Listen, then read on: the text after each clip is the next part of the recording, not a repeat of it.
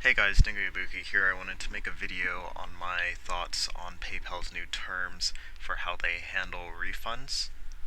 I am an eBay seller. I've sold 328 items totaling $30,000. So I'm not someone who does this for a living, but this is kind of something that I do on the side for money, and this is going to really impact me, these new terms. So if you haven't heard about this, then PayPal, as of today is May 8th, 2019, and this came into place yesterday, May 7th. So take a look here. We're changing the way we treat refunds. So what it says here is that when you refund someone on PayPal, the seller is no longer recredited the 2.9% plus 30-cent transaction fee. Throughout this video, I'm just going to say 3%.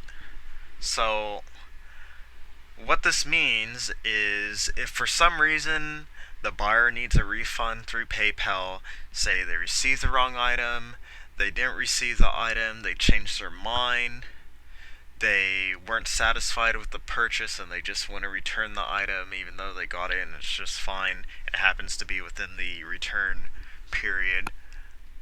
Whatever reason it is, if the buyer wants a refund and the seller gives the buyer the refund, the seller loses 3%.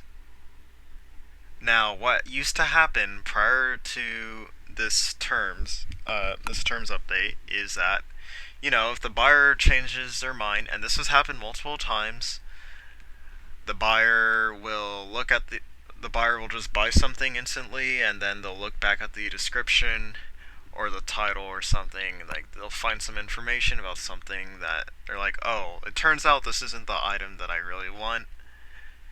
And, that's fine. It's great that you got back to me before I actually shipped the item out. So there shouldn't be a problem here because you paid me a couple minutes ago and I should be able to just give you the money back and we can go our separate ways. But the problem here is that when I need to refund this buyer, this doesn't benefit me and this doesn't benefit the buyer. This solely benefits PayPal. They are getting their 3% cut for this transaction, which I would consider to be an incomplete transaction. It's an incomplete transaction because while it was initiated and the buyer did give me their money, and the thing is, I didn't actually give them an item back. Or maybe I did give them an item back, but then they're not satisfied with it, so then they want to ship it back. Bottom line is, it's in the end, it's not a complete transaction. There's not a complete trade going on here where the buyer is satisfied with what the seller is giving them in turn for money, and they're not both walking off with what they want. So I would consider that to be an incomplete transaction. So the sellers are now getting charged for incomplete transactions. 3%. That is an awful lot for a seller to be penalized for something that they have no control over. I have no control over if someone buys one of my items right now and decides, hey, I changed my mind, sorry. I am obligated to refund that buyer the full amount, and I still have to pay 3%. So say it's like a $500 item. It probably wouldn't be an item. It would probably be like a bundle because I sell video game consoles and games. So let's say 500.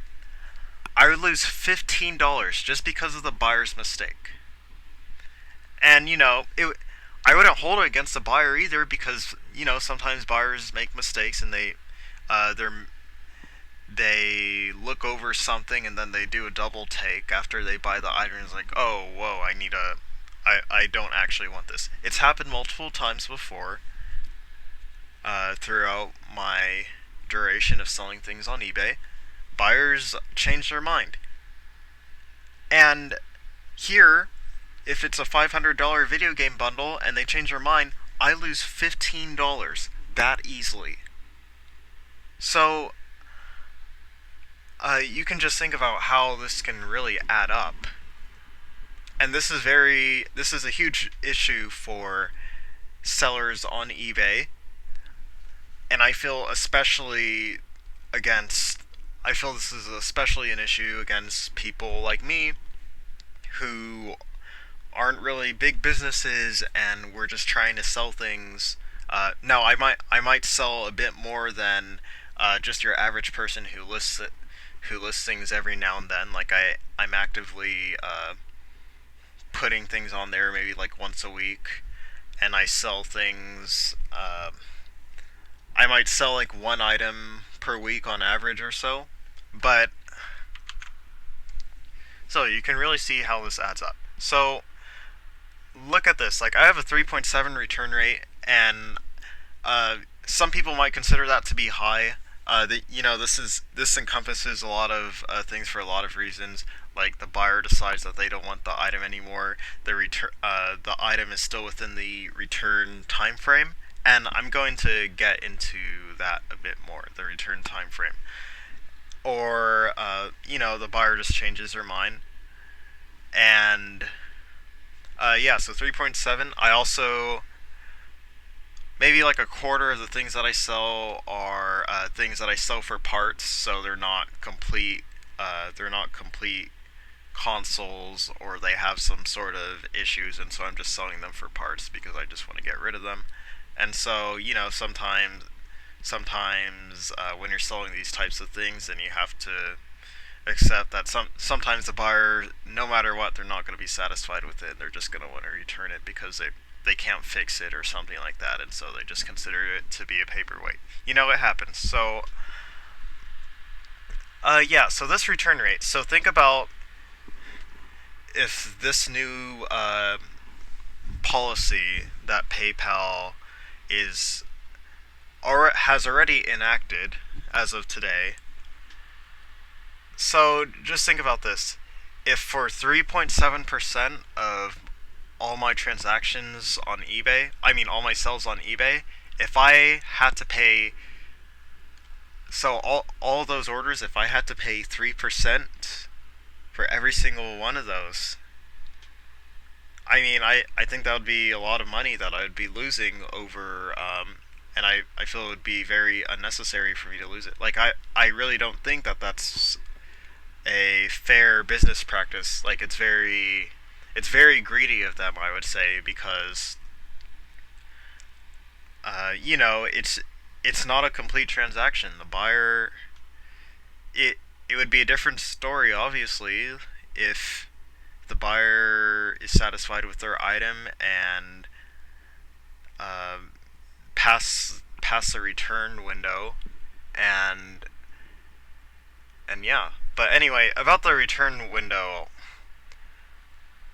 keep in mind that this is something that people might not realize. Like if you don't sell on eBay, or if you're completely new to selling on eBay as of like a couple months ago, but last year in May they made some changes to the return policies on eBay.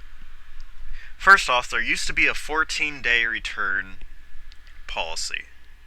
And I used to use that because, here's the thing. For the items that I'm not selling as is, I don't want to make it no returns at all. I do want to give you an opportunity to ship it back to me, but at the same time, I think a month returns, like, dude, I'm not a company. Like these are things that I do want to actually sell, and I do want them off of my hands.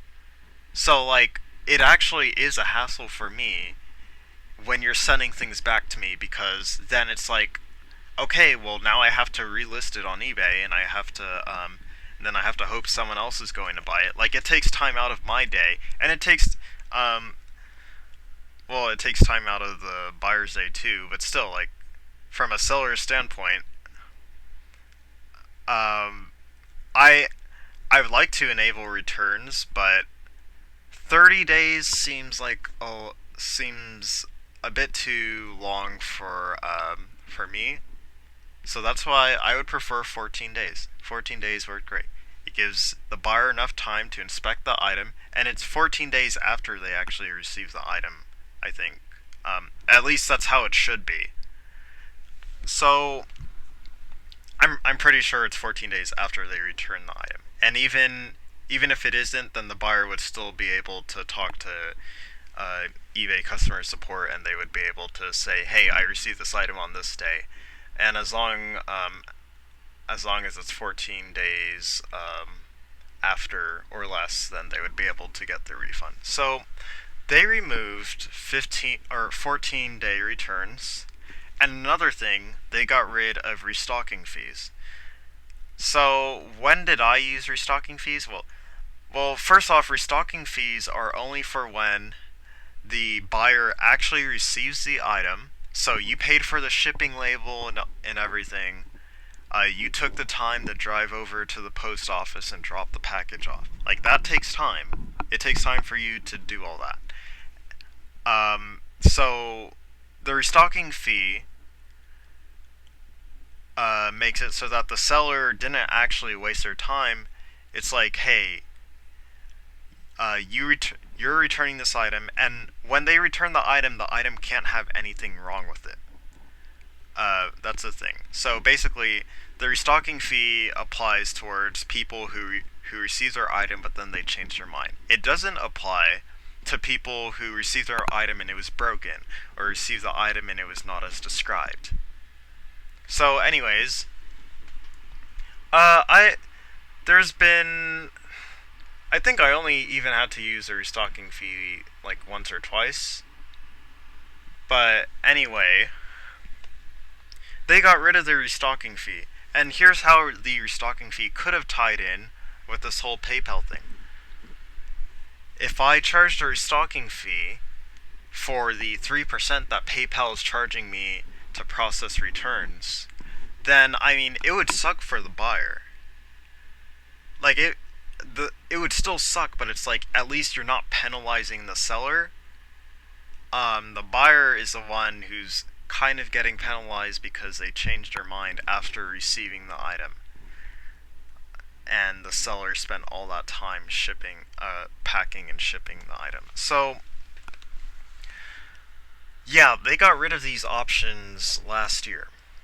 So as it stands right now, if someone buys something from me, the only options are no returns and 30-day returns. So I set 30-day returns on all items that I'm selling that are not as is. And now I'm starting to think about setting everything to no returns, and it really sucks. Like, I do want to accept returns, but anyway, what's going to happen now is that if someone on the 29th day of owning this item that I sold to them decides, I don't want this item anymore, let me go ahead and start a return. So I'm going to have to pay I'm not going to get a refund for that 3% PayPal transaction fee. So I lost 3%, and I get the item back, and I don't make any money. I lose money from all that time that I spent packing the item and shipping it out and listing it, and then I have to list it again. It's a real pain. So what I'm trying to get at here is that selling on eBay is becoming unviable, and I'm trying to look at other alternatives. So I'm going to start listing my items on Craigslist, and I'll tell you what, I'm not going to willingly use PayPal anymore. I'm not going to support their company. This is purely this is an extremely scummy practice of them to do this. They make plenty of money through the successful transactions fees, and now they're just deciding to screw over the sellers and the people who are offering services. Because when the buyer wants to make a return, then they get screwed. So this is pretty absurd, and I'm not happy about this at all. So yeah, this is coming from someone who's experienced in selling on eBay, and yeah, so eBay and PayPal are going to be getting less money from me, and eventually I'm not going to use either. I'm currently trying to liquidate what I have, and then I can. I'm just not going to do. I don't really want to do this online selling crap anymore because I'm seeing that it's, they're trying to find every little way to milk money out of you, and it kind of sucks. So, yeah, if you guys also sell on eBay, or if you have any questions, maybe, just feel free to post some comments and I'll try my best to answer them. And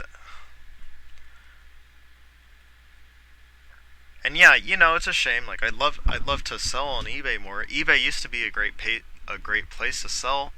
I would feel safe as a seller. I would feel protected by both eBay and PayPal. Both as a seller and buyer, I preferred it over Amazon. Amazon charges even higher fees, by the way. They charge 15% instead of 10%. eBay's 10% for when someone buys from you. So eBay charges 10% plus eBay's 3%. Amazon just charges 15%. And also, there's kind of a different market at Amazon. But yeah, that's how things stand right now. I completely disagree with what PayPal is doing here, and I would like the people who are watching this to avoid using PayPal due to these reasons. Like, it may not directly affect you, but you need to realize that they are just trying to squeeze money out of people who are trying to make honest money here, and try to penalize sellers for buyers' mistakes, which is extremely unfair. So, yeah, don't use PayPal, or at least use them as little as possible. I will be, aside from eBay, and even then, I'm trying to get off of eBay too, but aside from eBay, I'm not going to use PayPal at all. I'm not going to support PayPal, so when I go to websites to purchase things and they have a PayPal option, I'm not going to use PayPal anymore. Yes, I will go to my wallet and fish out my debit card. I don't want to do anything through PayPal, and I don't want to support them at all because this is not cool. So yeah, feel free to post those comments, and thanks for watching, guys. Bye.